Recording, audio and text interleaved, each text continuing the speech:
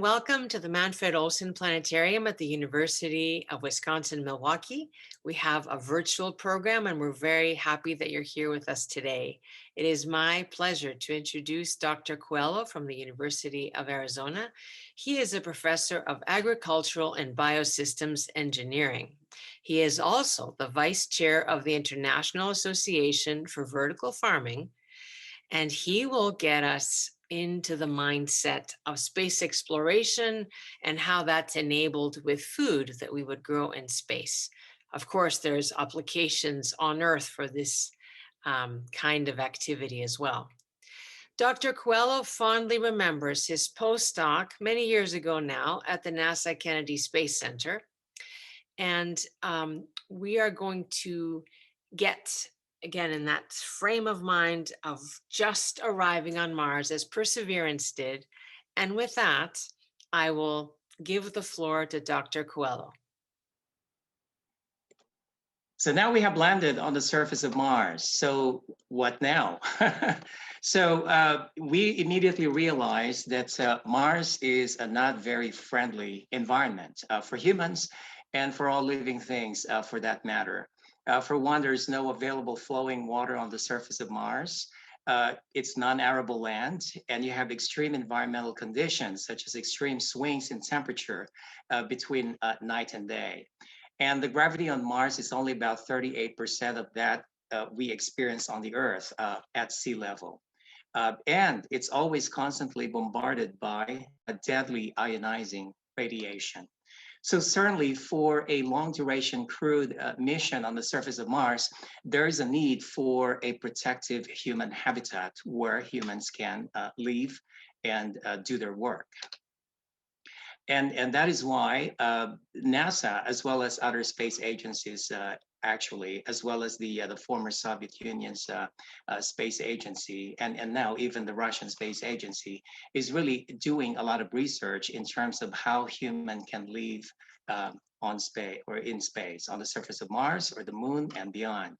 And of course, humans have to eat, and that is why the space agencies are concerned with food production in space, on the moon, and on Mars.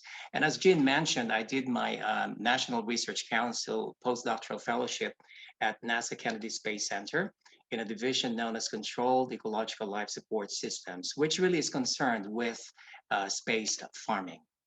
So that is CELS is the acronym. And this is an actual picture of a biomass production chamber at NASA Kennedy Space Center at the time that I was there. So this is really a closed chamber. It's airtight. The leakage is minimal in terms of air. And the environment inside is fully controlled in terms of temperature, relative humidity. And as you can see that there are crops here that are being grown. These are wheat plants. And they're being grown hydroponically. So there is no soil. This is a soilless system. The nutrients to the plants, as well as the water, are delivered using hydroponic systems. And the light is provided not by sunlight, because this is a closed system. And so we were relying on artificial lighting. In this case, high pressure sodium lamps.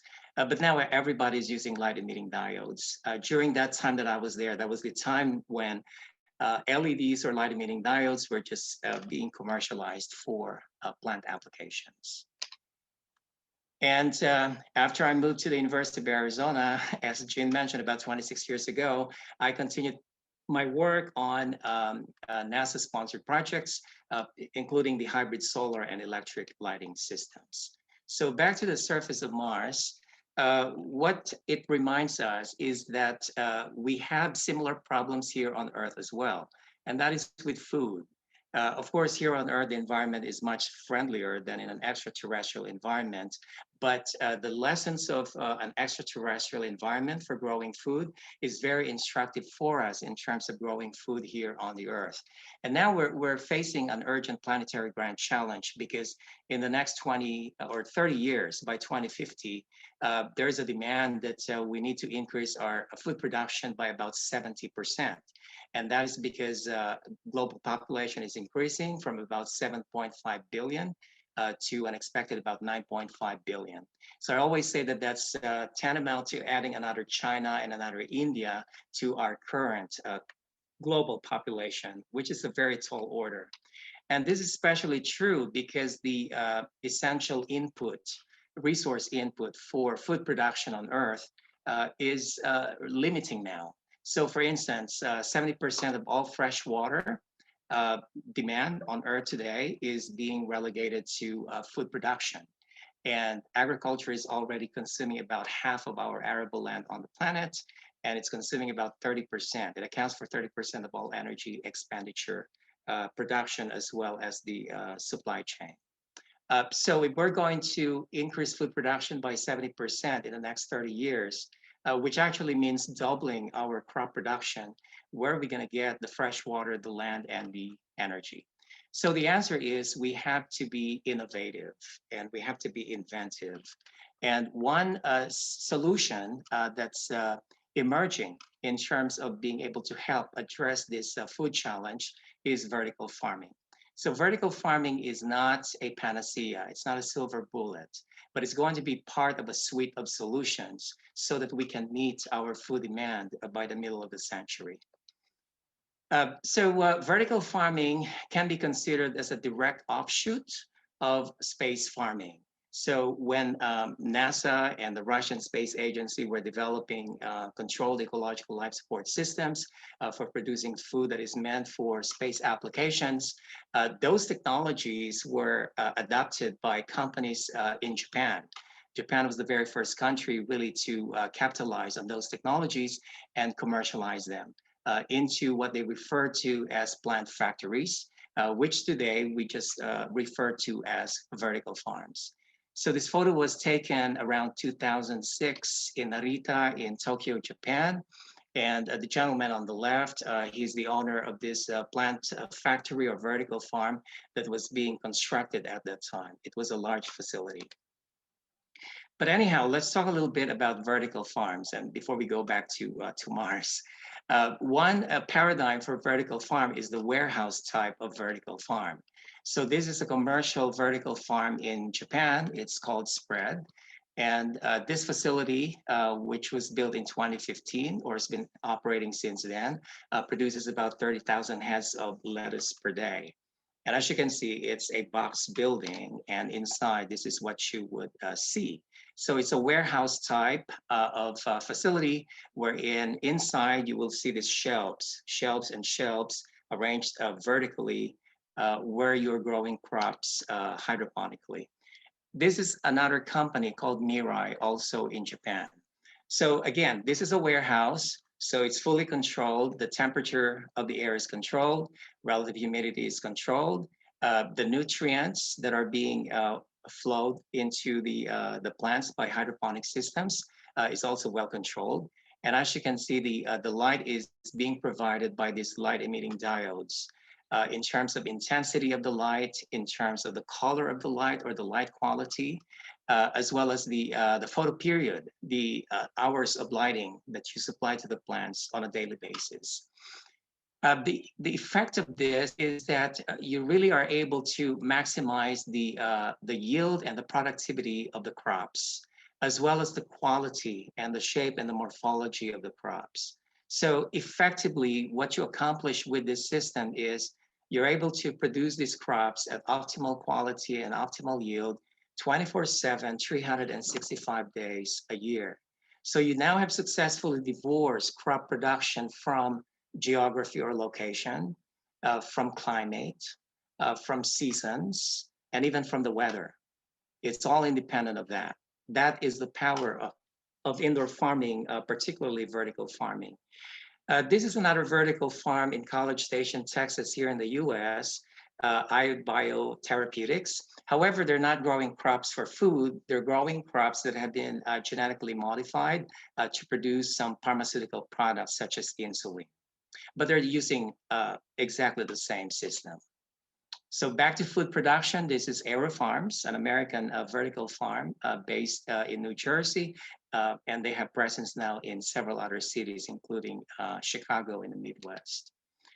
This is also another view of the vertical farm facility of Aerofarms in New Jersey. And as you can see, it's a real warehouse. And you've got these vertically stacked shelves of plants that are being grown hydroponically, or in their case, aeroponically. Here's another company that is based in Silicon Valley in California. It's called Plenty. It's a big company and they've received tons of investments.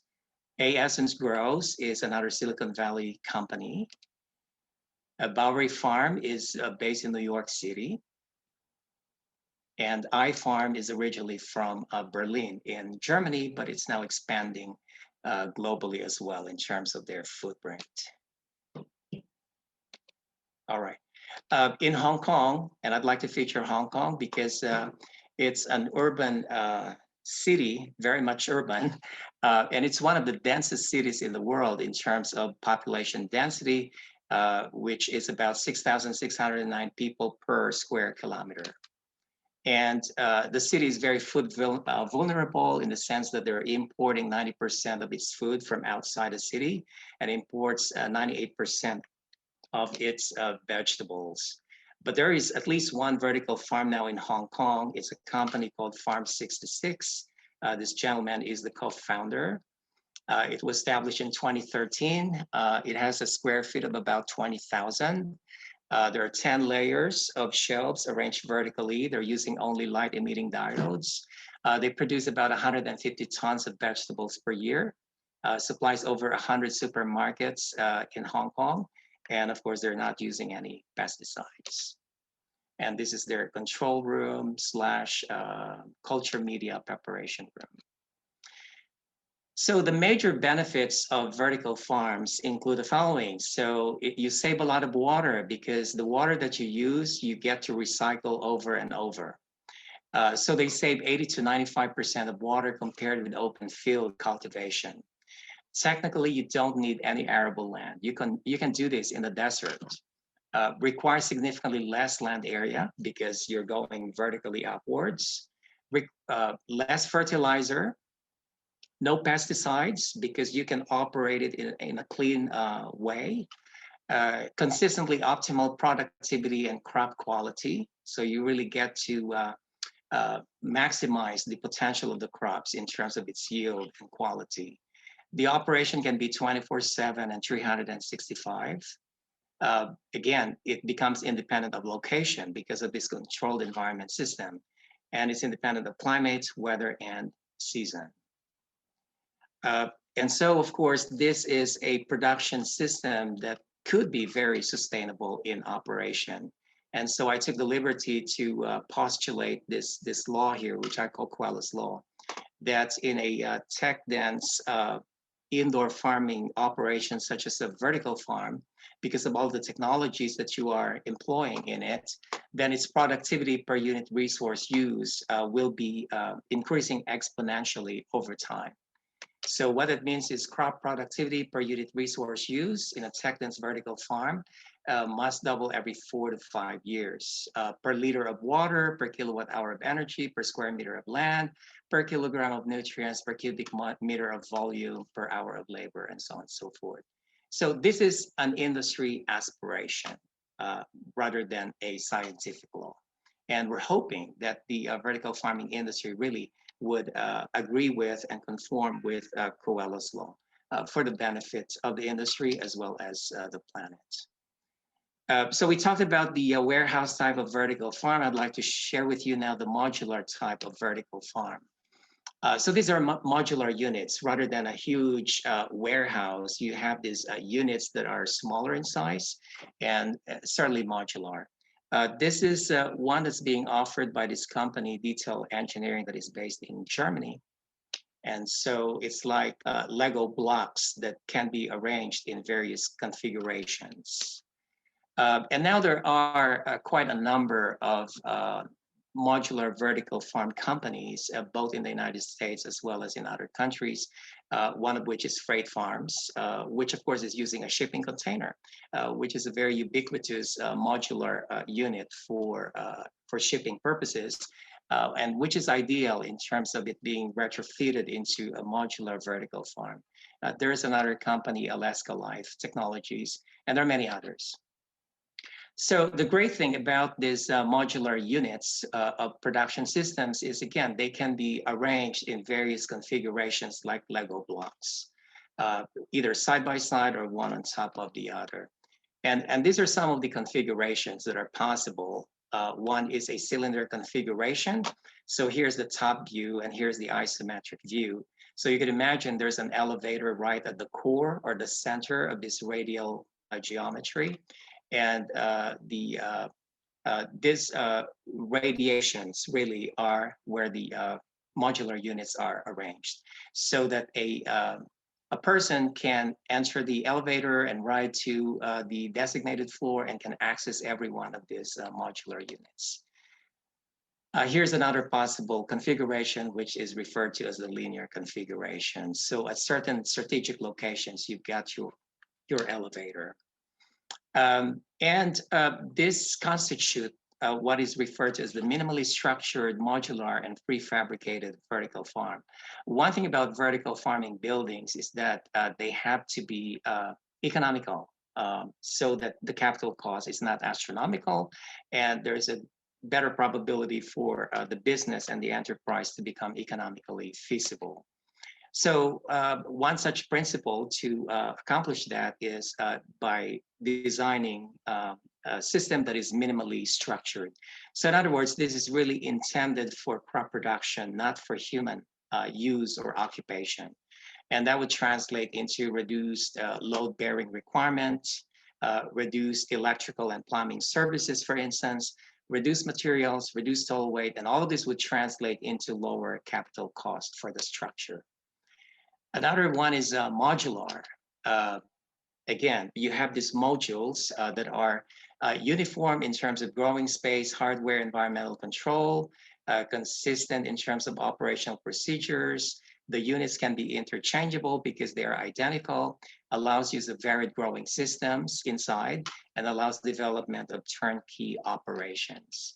And lastly, prefabricated. I don't know in cities where you live, but here in Tucson, Arizona, sometimes I'll be driving by a corner and there's nothing in that corner. And then about a month later, there's a building, multi-story building that's been erected in the past month, like a mushroom. And that is because now a lot of buildings are prefabricated. And that is why they can build them very efficiently. So they can do off-site construction and assembly, which is especially ideal when you're going to set this up in very crowded places or cities, and of course, significantly lower cost in construction and labor. And again, versatile configuration. And again, this would allow for a diversity of growing systems that can be used inside the space of the modular units. So here at the University of Arizona, my bioengineering group has acquired a shipping container, which we retrofitted so that we could play with it and make it a modular type of a vertical farm. And so my students have grown all sorts of crops inside hydroponically, like this. Okay, so you can notice that because this is really for research and teaching purposes, the whole volume of the shipping container is not occupied by crops. Now, in a commercial setting or operation, that's not advisable because for you to really be able to increase your profit, you want to be able to make use of all, every cubic centimeter of volume inside your facility. This is what it looks like for some embodiments of a commercial operation for a shipping container. This is from a company called GP Solutions. This one is from Local Roots. And here's another company, Urban Crop Solution, where they're using also shipping container looking modular units. And this is one way by which they could scale up the operation, is putting them side by side and even one on top of another, as I have illustrated earlier. So now these are being commercialized now in certain places. I'd like to share what's going on in Berlin. And this is another example of a modular unit where they're not using a shipping container, but rather a formal bay cabinet. where they're growing plants. This is a company called InFarm, and they're putting this cabinets where they're growing crops to be customer facing. So in grocery stores, hotels, schools, restaurants. And these are examples of this. And these are all remotely connected with one another and with a control room where the crops are being grown remotely. In other words, the environment within each one of these cabinet is remotely regulated and controlled and maintained. And these are numbers that the company put out that one in-store farm in terms of production is equivalent to a farmland of about 250 square meters, using 95% less water, 75% less fertilizers, and 0 pesticides. So now the company in Berlin has established this network of these modular production units distributed throughout the city with a production capacity equivalent to 30,000 square meters of farmland. And now they're expanding globally here in the United States, as well as in Japan and other countries. So I'd like to share with you some of the innovations, or 2 innovations that we've been working on with my bioengineering group. Bioengineering is our nickname. My laboratory is really called the Biosystems Engineering Laboratory, but I like to refer to us as bioengineers. So one of that is one innovation is called the V-Hive Greenbox. And again, as I pointed out earlier, if you look at this as a representative or typical modular unit for a vertical farm, really you'd like to optimize the use of the space or the volume inside. And that is true whether the application is here on Earth or on Mars and on the Moon. And I would say especially if the application that is intended is for extraterrestrial applications on the Moon and Mars. You really would like to pack this so that you're not wasting any volume of space. There's no dead volume or dead space inside. So one way that we address that is by designing what we refer to as the V-Hive Greenbox, which is composed of these boards. One is a G board or a growing board. That's where you have your hydroponic or aeroponic trays. And they can be vertically oriented or horizontal. The other one is the lighting boards. That's where you have your LEDs or your fluorescent lamps, again, oriented either vertically or horizontally. And so that you can really maximize the amount of crops that you can grow, we designed it in such a way that the distance between boards is adjustable. And that would be governed by the type of crop that you're growing, because some crops are just larger in size than others. And as they grow over time, they occupy more volume. And so therefore you can adjust accordingly the distances between these boards. And of course, you need to be able to access either the lamps or the crops for planting, harvesting, even maintenance. And so this was designed so that each board could be pulled out or could be retracted so that they could be accessed. So a group of my students built a prototype, which is really rudimentary, just to be able to illustrate this. So this is the lighting board, and this one is the growing board. These are pipes. They don't have to be pipes, but in this version here, we use pipes. And through these pipes are flowing liquid nutrient solution. So at the bottom of this is a reservoir or a tank of the liquid nutrient solution.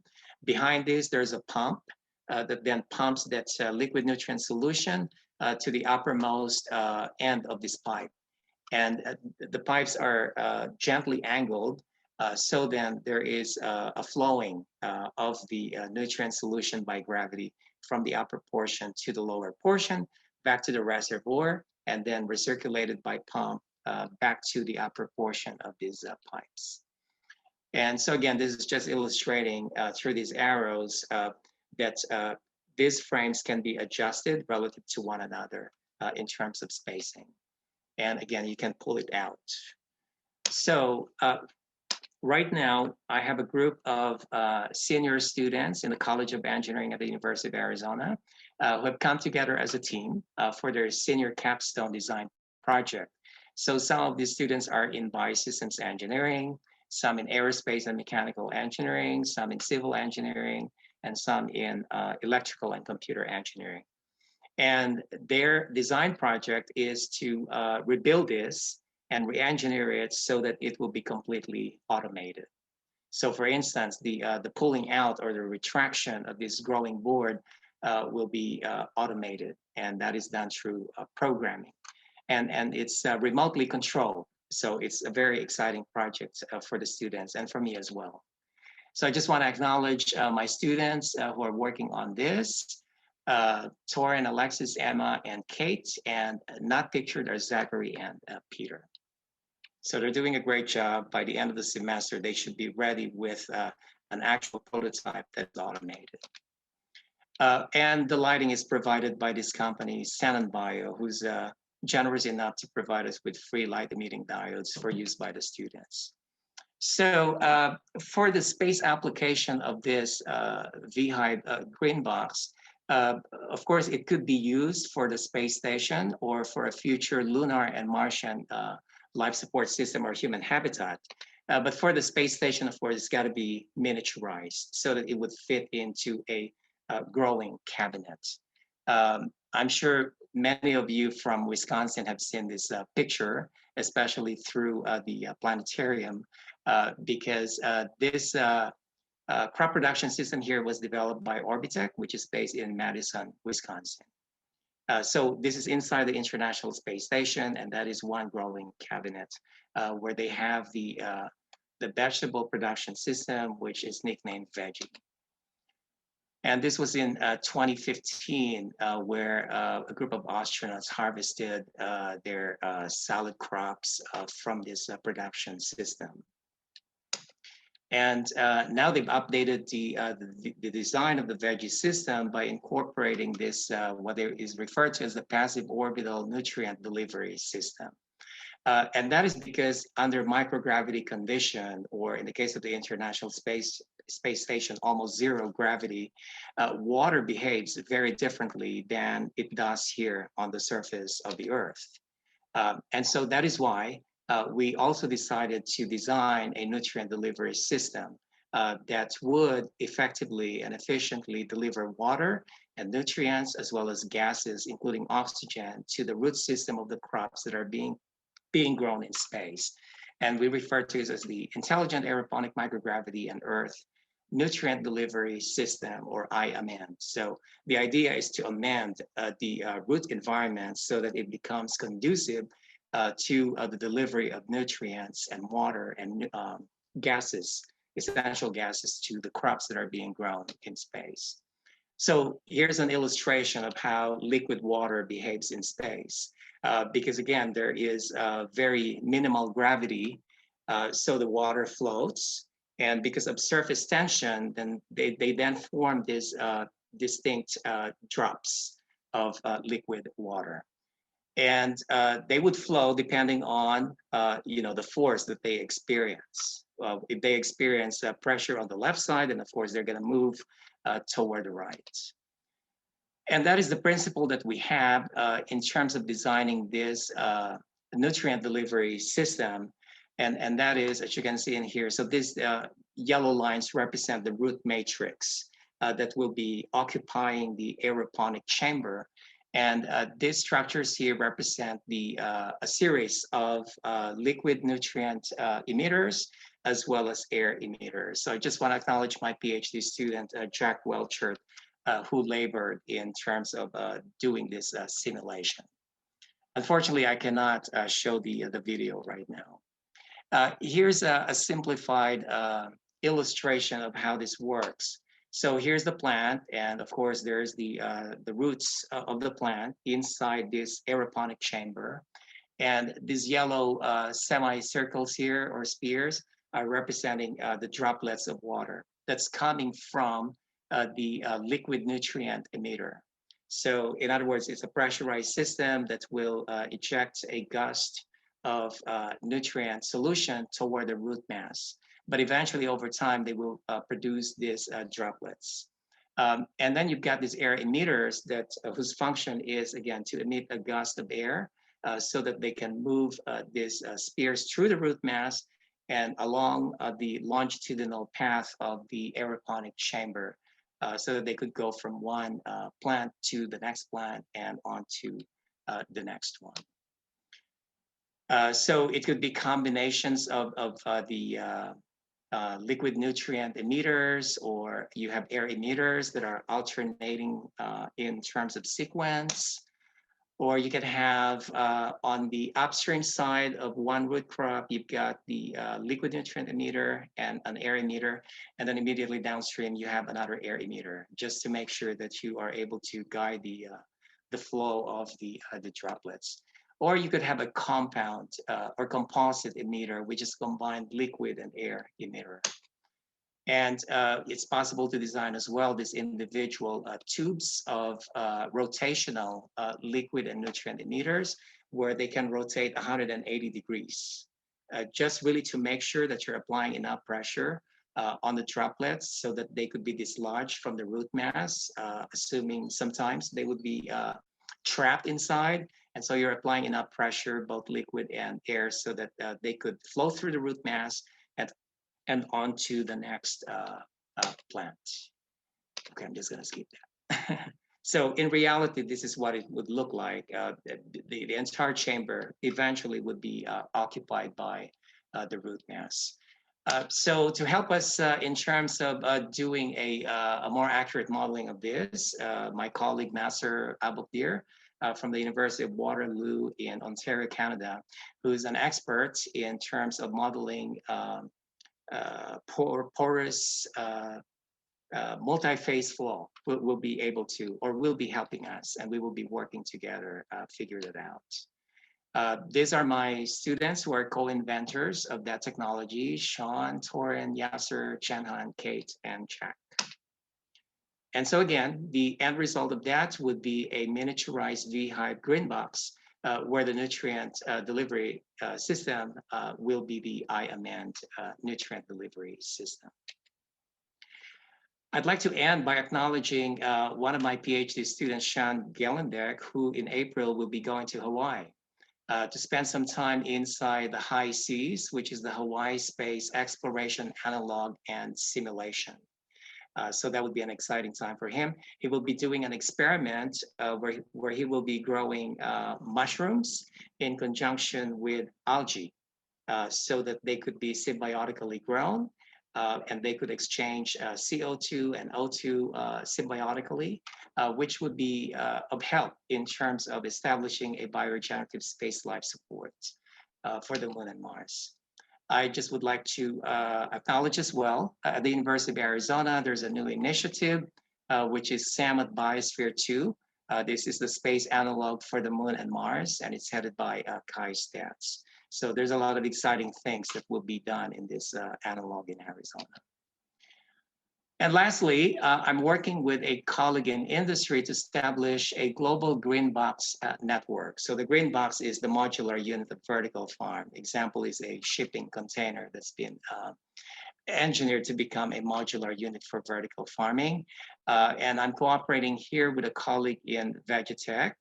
I have a picture of him here, Hemant Julka. He's got a not-for-profit educational initiative for teaching kids and citizens about vertical farming, indoor farming, and food security. We'll be collaborating as well with the Quranic Botanic Garden, which is a member of the Qatar Foundation in Doha, Qatar, with the Association for Vertical Farming, which has an instructional lab now being built in Munich, Germany, with Eastern Visayas State University, whom I'm collaborating with in the Philippines. And of course, we are in talks with the Eden International Space Station, which is operated by the German Aerospace Center, Institute of Space Systems, and this is located actually in Antarctica. And for instance, they produce nearly 600 pounds of fresh food, including all of these vegetables, in a recent 9.5-month period in space of only about 145 square feet. And of course, they're working together with NASA as well. So this is the network that we're establishing globally. At least these are the initial members. So we're here in Tucson, Arizona. We're a Greenbox. There is the one in Germany, which is the Association for Vertical Farming lab located in Munich. The United Arab Emirates with Vegetech, and that is with my colleague Hemant Julka, with the Quran Botanic Garden in Doha, Qatar, with Eastern Visayas State University in Leyte in the Philippines, and of course with the Eden ISS in Antarctica. This is educational so that the students, as well as even professionals, would be able to communicate with one another and learn from one another. And really, you could implement this as well on the moon and on Mars in the future when there are various habitats that are established in different parts of the moon and on Mars. And of course, it would be very good for them to be able to communicate with one another and learn from one another. And with that, I just would like to acknowledge my colleagues at the Association for Vertical Farming. This is Christine Zimmerman-Losso, who is the chair. The other vice chair is not pictured here, but these are our colleagues or members of the association. Some of my graduate students at the University of Arizona. And thank you very much. Victoria, would you like to organize the questions? Many thank yous are coming in, lots of great presentations as well. We also had some questions come in prior to the event.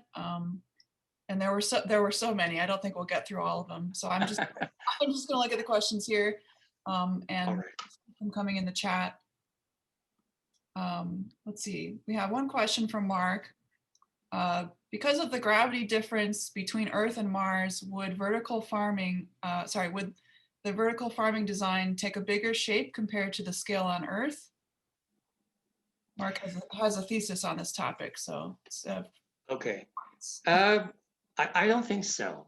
I don't think so. I think it would be independent of gravity. So the impact of gravity on the plants really would be on the physiology, of course. But in terms of the designing the system for growing these plants, I think it will be the same. And we need to keep in mind that for space applications, minimizing the volume and minimizing the mass of the materials that are being used is really, really critical. So in other words, miniaturization is always a top priority for space applications. If it's bulky, then it's less feasible because you don't have a lot of materials that you can access in an extraterrestrial environment like the moon or Mars. Chances are you're going to have to bring these materials on site from the Earth. Of course, some are proposing using 3D printing to be able to create solid materials that can be used as building materials, and that's fine. But just the same, because of the limitation of access to materials, miniaturization is always a primary consideration and priority for space applications. You talk about the hydroponics versus aeroponics. Yes, so hydroponics, and it's easier to explain that here on Earth because the behavior here is very different, and we're all familiar with how fluids behave on Earth. So with hydroponics, imagine a chamber, and the water will just be flowing at the bottom of that chamber, inside the chamber. All you have to do is tilt the chamber a little bit and water flows from high elevation to low elevation. And you use a pump to recirculate that liquid nutrient solution. That is hydroponics. Aeroponics is you spray the liquid to the root mass. So you have a chamber, which is probably larger on Earth. So the roots, the plants are growing on top, and the roots are kind of hanging under the lid of the chamber. And at the bottom, you've got your liquid nutrient solution, and you've got sprayer down there, which is spraying the liquid nutrient solution to the lower parts of the roots. So that's the difference, the main difference between aeroponics and hydroponics. Andrew has asked, does the media contain biochemicals needed for the plant to be nutritious? Yes, conventionally, typically, you really add nutrients in the liquid, in water that are needed by the plants, which really are your common fertilizers, really. So you have nitrogen, phosphorus, potassium, and all the micronutrients that the plants need, such as magnesium, calcium, copper. Those are added in small quantities.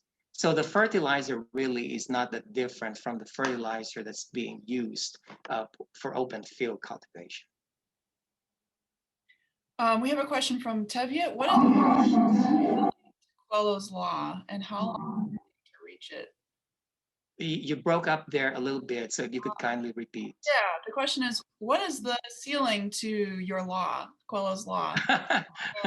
Honestly, okay, one thing sure is there is a ceiling to it because, you know, the photosynthetic potential of plants is limited for sure by its genetics. But for now, that ceiling is, I would say, still undefined uh, because you know you can still optimize the growth of the crops by just by optimizing the environmental factors such as light and temperature and humidity, and of course that will vary from crop species to crop species because different species have different potential in that sense. Yeah, speaking of that, Carlos had a question that can be grown in this type of system. Sorry, Victoria, you broke up again. Could you repeat, please? Plants that can be grown, like what different types of plants can be grown in this kind of system? Yes, pretty much all of the above. In fact, at NASA Kennedy Space Center, and I'm sure they've done a lot of this as well at Ames Research Center in California. Uh, Basically, yes, those are the two major field centers of NASA that are doing crop production. They have demonstrated that they can grow pretty much all types of crops, cereal, wheat, uh, barley, even rice, potatoes, sweet potatoes, salad type crops, strawberry. So yeah, it's been demonstrated that you can grow them. Now, in terms of the commercial application of that on Earth, right now, vertical farms are pretty much growing the high value crops. So these are the salad type crops, these are the herbs, these are the microgreens. Even though technically you can grow wheat or barley or rice in a vertical farm, that's not economically feasible because these are commodity crops. They're produced in bulk in open fields, and their prices really are relatively low. So they're not commercially feasible in terms of growing them in commercial vertical farms. But you can grow them, no question about it. Um, are any are any of these plants genetically modified for human consumption? The ones that are being grown commercially for food, they are not genetically modified. At least I'm not aware of any commercial vertical farming operation for food production that is using any GMOs. So no. However, that one company that I cited in College Station, Texas, because their product is not food, but insulin and other pharmaceutical products, and they're using plants as the host for that, as their factory, if you will. So yeah, they're using GMOs. But again, that company is not selling it for food, but for medicine. We have a question, can we find the same nutrients in food on a vertical farm as we would in a conventional farm? Yes, technically there is no difference. Yeah. With a conventional farm or open field cultivation, the nutrients are extracting or assimilating the nutrients from the soil or from added fertilizer. And the chemical constituents of the chemicals that are found in the soil or in added fertilizers are identical, similar to what plants growing hydroponically or aeroponically are receiving or are assimilating. Omar asks, do you consider vertical farms replace conventional agriculture in the future on Earth? I missed that. Do you consider vertical farm? Do you think vertical farms will replace conventional agriculture? No, honestly, no. And again, as I mentioned, we have a planetary challenge to meet the food demand by the middle of the century, and I'm sure it will be true beyond that because of our increasing global population. And we need a suite or a portfolio of solutions to be able to meet that demand. So we need open field cultivation that's never going to go away. But we need alternative ways of production as well that are more sustainable, including vertical farms and other types of indoor farming, such as greenhouses as well. So it will be a mix of this for us to be able to produce the food that we need. We have a lot of questions. It's fine.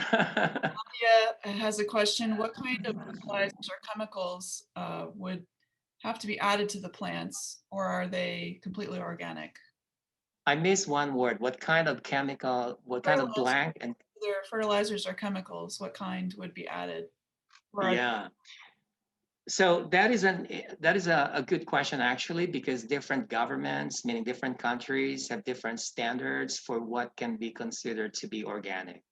For instance, in the United States, at least the prevailing notion is that it has to be soil grown. If it's not grown in soil, it's not organic. However, I need to hasten that I think that's been modified recently by the USDA. So I think there is now a possibility for an operation that's using a hydroponics slash aeroponics system to be considered organic. But don't take my word for it. But I know that this is an ongoing issue and discussion and negotiation with the U.S. Department of Agriculture. I'm just not updated in terms of what's been decided on that issue recently. Jessica asks, how long did Cuello's law take to develop? How long? Well, I developed it like 3 years ago. And we have an initiative in the Association for Vertical Farming. We call it the SURE Network, SURE, which is an acronym for Sustainability Registry Network. So we're encouraging vertical farming companies to self-report some of their sustainability achievements in terms of, kilograms of crops per liter of water achieved, or kilograms of crops per grams of nutrients, and so on and so forth. So we have a couple of companies that have recently self-reported, but we would like to encourage others as well to follow suit. Because not all companies are willing to volunteer their data. But the good thing about this is that they don't have to volunteer all of their data. They can be selective in terms of what they report, and we can just aggregate those data. And the idea is to be able to examine the trend of the yield or the productivity per unit resource use over time. And again, based on my exposure to the industry and the science and the engineering of it, I'm very confident that it will behave exponentially over time, up to a certain point. Is this an expensive production system? Okay, that's another important question. Is vertical farming more expensive than open field cultivation? The quick answer is yes, definitely in terms of capital cost, because you need a structure, a growing structure, and you've got these channels for aeroponics and hydroponics. So clearly, you need a higher capital cost compared with open field cultivation. But on the other hand, the economy is governed as well by the scale and by what crop you're growing. So in other words, the crops that you're growing, are they higher value than what's being grown with a control open field farm? So all these factors really come into play. So it's very possible for a vertical farming operation, even though in general it has higher capital cost and even higher operational cost, to be quite as profitable as an open field cultivation, and perhaps even more profitable. But again, we have to compare apples to apples in terms of the conditions. So, but those are general statements. Yeah, I'm gonna try to. I'm gonna go through questions I think that we've answered already in different words. to get through some of these questions. So someone has asked, is there a line of research or institution dedicated to the improvement or modification of plants to improve the yield outside of Earth? Outside of Earth. Well, I know that NASA is, have sponsored research projects that, in a way, look into this, at least partially. In terms of examining how plants behave under microgravity conditions, in terms, from seed to flowering, in terms of the life cycle, there's a number of studies that have already been done on this, and quite a number of studies that look into the yield or the production, as well as the nutrient contents, and so on and so forth. So there's a bunch of studies that have been done and are still being done. Okay. Bruce asks, how would the gravity of Mars affect the plants? Yeah, so again, plant scientists, plant physiologists that have conducted NASA-sponsored projects have looked into that. Because the plants behave differently under a microgravity condition. Because here on Earth, the roots go downward for sure, but in space, they don't necessarily go downward. They could go sideways or even upwards. So you have to regulate the immediate environment, the environmental context within which the roots are growing, so that you can, in a way, shepherd them or guide them so that they could grow properly, so to speak. So that kind of relates to another question, which was, does the atmospheric pressure on Mars directly affect plant growth? Oh, it certainly will, but of course, we're not able to grow plants in an open air situation on the surface of Mars because the plants will not survive. But I mean, certainly pressure has a significant impact on how the plant grows and on its physiological processes. So again, for Mars and for the Moon and other extraterrestrial environments, we will be growing plants in a controlled environment setting indoors, for sure. Is it necessary for the plant to already have a root, or can it be started from seed? It can be started from seeds, yeah. And that's been demonstrated at least at the International Space Station, that you can germinate seeds in a space environment. Let's see. How different are the growth cycles of plants in a vertical farm?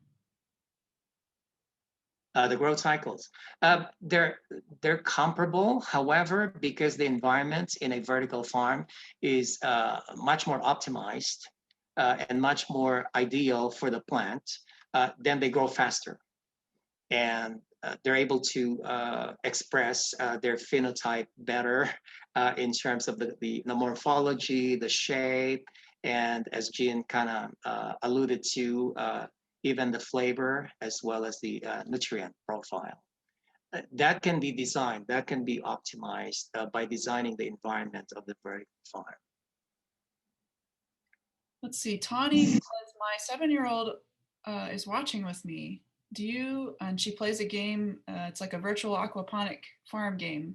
Do you think that an aquaponic farm could be combined with aeroponics and used in space?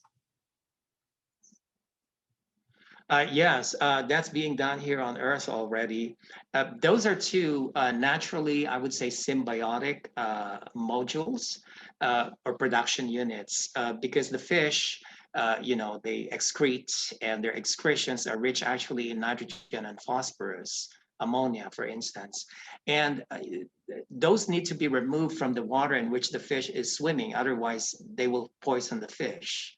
And so in a symbiotic relationship, the water from the aquaculture unit where the fish is growing can be cycled into a hydroponic system where then the plants will assimilate these waste products, which are actually nutrients for the plants, such as nitrogen and phosphorus. So in other words, the plants can act as a wastewater treatment unit. So once the water is treated, so to speak, because the plants have removed these metabolizer nutrients, then that treated water or cleaner water could be recycled back into where the fish is. And so you have a recirculating symbiotic relationship between the fish and the plants. I think that answered this next question, which was how would the nutrients be sourced in extraterrestrial environments? Yes, that is a very key question here. So clearly, I mean, initially, the astronauts will have to operate by the picnic principle here. I refer to the picnic principle as like the operation of the previous space shuttle program, where the astronauts are in low Earth orbit for about a week, 2 weeks, and they bring everything with them: the food, the water, the energy, and so on and so forth. And then they go back to Earth. On the moon, in the International Space Station, in a way, they're operating also by the picnic principle, because all the food that they eat are actually food that's supplied to them from Earth. However, in the International Space Station, there's air regeneration going on. So the CO2 is recycled back into oxygen and so on and so forth. But in a faraway extraterrestrial environment such as Mars, you really have to be able to regenerate your resources. So yeah, you bring with you a finite amount of nutrients that you use for growing the plants, but you got to find a way to be able to regenerate those nutrients, recover them, and reuse them for growing more plants. And that can be done.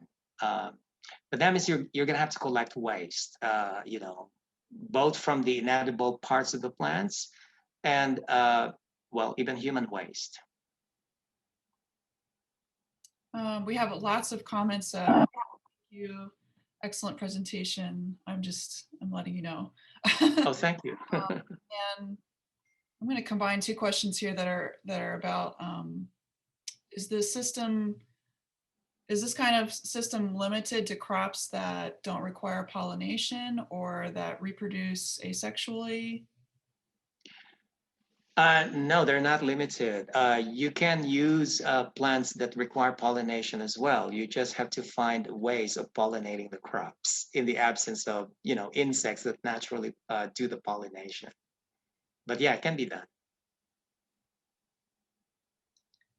My mom asks, some grow lighting looked violet and some not. What was the reason? I missed that. Are you referring to the light? Is she referring to the light? Yeah, the grow lights. The grow lights, yeah. So those are light emitting diodes, and light emitting diodes are lights that emit light radiation at specific colors. So some lights are just red, some are blue, and in photosynthesis, which are green plants that are growing, they require red and blue. So conventionally, when light emitting diodes became commercialized, NASA programs, as well as people who are looking at growing plants using LEDs, they only use the blue and the red. and a general rule of thumb is about 90% red and 10% blue. But now that we're more advanced in terms of LED technology, people are combining all sorts of colors: green and blue and red, and even white LEDs. In fact, there is an industry trend now to go back to the white lights with LEDs as opposed to just red and blue. Oh, and that is why, going back to the question, that is why when you look at the growth chamber that's using red and blue LEDs, they appear to the observer as being purple or red, depending on the combination or ratio of red and blue that's used. We have two from Michelle. I'll just start with the first one. Why focus on extraterrestrial farming and not on promoting soil rescue, development and research of vertical agriculture, as well as the search for new technologies to achieve a sustainable global agri-food system here on Earth? Yes, the answer to that is, clearly that's being done here on Earth. Agriculture scientists, life scientists, agricultural biological engineers. We're all looking at innovations for being able to increase crop production in terms of yield and productivity in a sustainable manner. Even growing them in the desert, for instance. So a lot of research are being done on that. But as you know, we're human beings, and as human beings, we are fascinated by exploration or space exploration for one. And that is why there is this abiding instinct within humans to explore beyond our home planet and visit, you know, this extraterrestrial planets and places. It's in our genes. But I have to underscore, though, the benefit of that is that because we are forced to confront this unfriendly and harsh environments of these extraterrestrial worlds, and we are, you know, trying to adapt to them and find ways by which we could exist and live and be sustained in those environments, we then innovate to be able to accomplish that. And in the process of those innovations, we find these innovations that are very much applicable to an Earth scenario or terrestrial environment, which then in turn benefits us here on Earth in many ways, not just in food production. And as a follow-up question from Michelle, what are the effects or repercussions that this project has to reduce the inequality gap in access to food on Earth without neglecting food security, nutrition? Right. So one quick answer to that is, as I mentioned, with indoor agriculture, particularly with vertical farming, you're able to divorce food production from location, from geography. It doesn't matter whether you're in the desert or you're in the tropics or in a temperate location, you're able to grow your food, and you're able to grow it very reliably and dependably. And that is good in terms of fostering food security. But of course, in terms of equality, you know, not all countries are set up right now or are in an economic situation or condition where they can do vertical farming as it's being done now in the developed world, like in North America or Europe, for instance. And it, you know, in some cases, it's really not justified to adopt these types of vertical farms that are being used, say, in North America or in Europe, say, in a developing country in the tropics. Because it's over designed. Because in the tropics, you know, the temperature is more conducive to naturally growing plants. And there's, in some cases, there's more solar radiation available. So you have to redesign your vertical farm for those places so that you can really capitalize on these natural resources that are readily available. So if you're going to design a vertical farm, for instance, in the Philippines, where there is plenty of solar radiation, so would it make sense to make it a closed environment and you're going to have to provide plants, I mean, lighting to the plants using artificial lighting when there is available solar radiation outside? So it doesn't make sense economically from that point of view. So it would require redesign for sure to make it locally appropriate and relevant and competitive. We have a couple more questions. I think I'll look at a few more. Can we, let's see, where did this question go? Can this system use microorganisms that enhance the development of the crop? The answer is yes, yeah. And actually, even in the International Space Station, when plants are grown, there are microorganisms that have been confirmed to be present, particularly in the root zone of the crops. So this is not an aseptic operation. There are microorganisms in the root zones. And in theory, you can actually add beneficial microorganisms that work with certain plants, for instance, to benefit the plants. That's in theory. I don't think that's really been looked into or have been experimented on in a space environment. But in the future, I'm sure that will be looked into.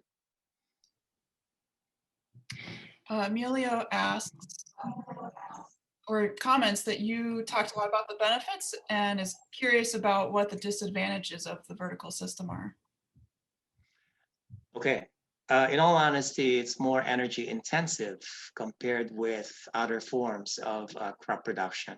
Because again, you are controlling environmental factors such as light, temperature, relative humidity, everything is controlled. And you pay a price for that, and that is energy. However, it's possible to source your energy such that it is sustainable. You can tap into, solar generated electrical energy using photovoltaics, for instance. So there are ways by which you could mitigate the higher energy demand of a vertical farm or an indoor farm by tapping into renewable energy. Of course, when we talk about renewable energy, we're talking solar, we're talking wind. In some places, there's geothermal energy, wind power. So yeah. I think I'm going to end on this question from Sharif, who is connected us with you, which is why Oh we're yes, doing this event. correct. And he asked a question that a couple other people have asked some version of, I think. So the question is, so Sharif's question is, can these systems lead us to eventually forming a hospital atmosphere on Mars or the moon, for that matter? You mean a hospitable, right? Hospitable environment. Yes, sorry. Yes. So, Sharif, first of all, thank you very much for linking me with the University of Wisconsin-Milwaukee Planetarium. I appreciate that. Sharif is an alumnus of our Department of Biosystems Engineering at the University of Arizona. So I want to give a shout out to you. But the answer is absolutely yes. The answer is absolutely yes.